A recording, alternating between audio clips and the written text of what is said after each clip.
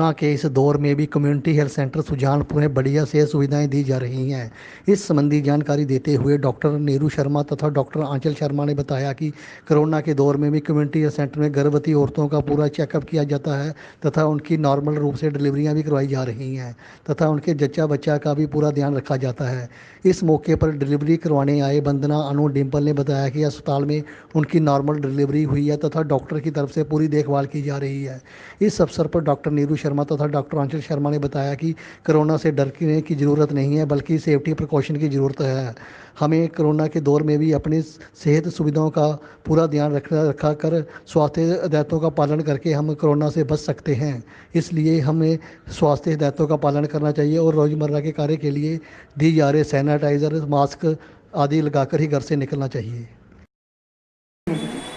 की नाम है वंदना नाम मेरा।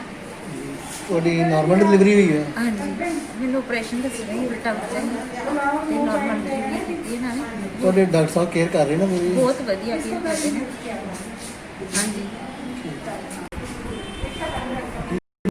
वंदना ਕਿਹੜੀ ਜਗ੍ਹਾ ਤੋਂ ਆਏ ਤੁਸੀਂ? ਅਸੀਂ ਜਸੂਰ ਤੋਂ ਆਏ ਹਾਂ, ਹਿਮਾਚਲ।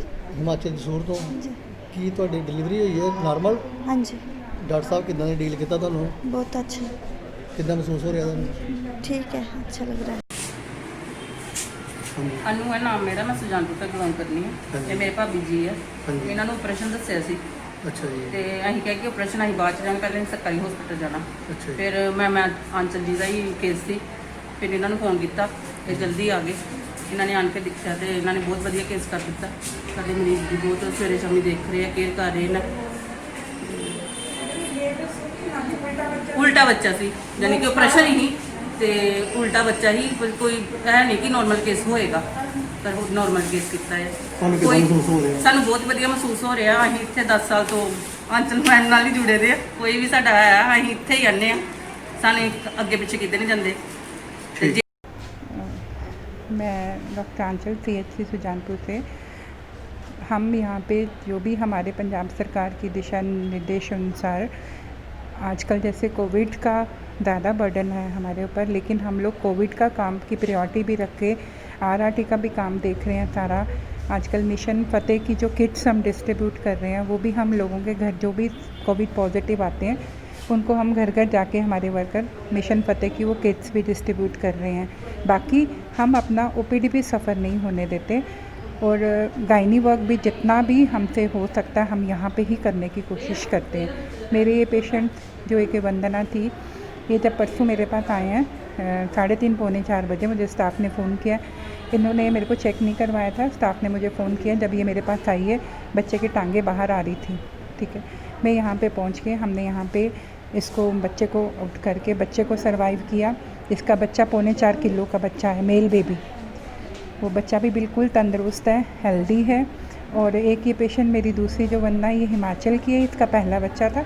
ये नूरपुर से मेरे पास स्पेशली डिलीवरी कराने आई है क्योंकि इसके जो अपने जो पहले भी इसके रिश्तेदार हैं उनकी यहाँ पे होती रही है, उनको हमारे यहाँ पे CHC सुजानपुर में ही फेथ है, तो उसका भी ऑपरेशन बताया हुआ था, लेकिन हमने उसको 2 दिन यहाँ पे रखा। उसकी रात को 9:45 पे मेल बेबी हुआ है जो कि उसका फर्स्ट बेबी था। और ये डिम्पल पेशेंट है, इसके हस्बैंड आर्मी में हैं और उन्होंने आज वापस जाना है यूनिट में, लेकिन उनका था, इसकी डाउन तारीख हमने दी हुई थी, इनका था कि नहीं मैंने मैडम जाना है और इसकी 1-2 दिन में हो जानी चाहिए, नहीं तो बाहर इन्होंने दिखाया और सिजेरियन था और हमने इसको इंड्यूस किया और इसकी भी नॉर्मल डिलीवरी हो गई। मैं doctor Neeru Sharma SMO CHC Sujanpur सारे लोगों ਨੂੰ रिक्वेस्ट करदी हाँ, किसी भी तरह की कोई हैल्थ प्रॉब्लम होंदी है तो आके CHC विच चेक कराना। हुण ही कल ਅਸੀਂ 3 डिलीवरीज कीतियां, अज 7 तरीक हुई है तो हुण तक साड़ियां 6 डिलीवरीज हो चुकी हैं तो मावां ते बच्चे दोने ही सेफ हैं। किसी तरह की कोई चार्जिस नहीं है। तो एक होर रिक्वेस्ट मैं करांगी लोगों को भी अपनी करोना की सैंपलिंग करान, करोना तो बिल्कुल ना डरन। ਇਹਦੇ ਲਈ सिर्फ 3 ही प्रिकॉशनस लैन की लोड़ है।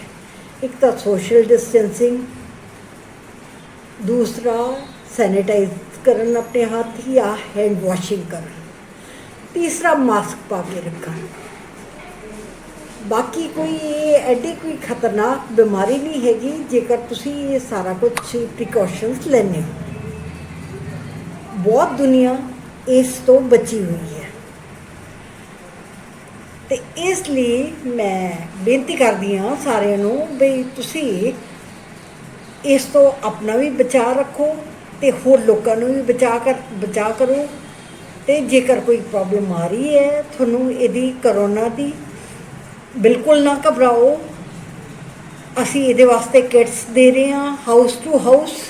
ਜਿਹੜੇ ਬੰਦੇ ਨੂੰ ਵੀ ਹੈਗਾ ਕਿਟਸ ਦੇ ਵਿੱਚ ਸਾਰੀਆਂ ਚੀਜ਼ਾਂ ਹੈਗੀਆਂ ਨੇ, ਜਿਵੇਂ ਕਿ thermometer, sanitiser, mask, pulse oximeter, ਇਹ ਸਾਰਾ ਕੁਝ ਕਿਟ ਦੇ ਵਿੱਚ ਇਹ ਸਾਰੀਆਂ ਪੰਜਾਬ ਸਰਕਾਰ ਵੱਲੋਂ ਦਿੱਤਾ ਜਾ ਰਿਹਾ ਹੈ। Thank you.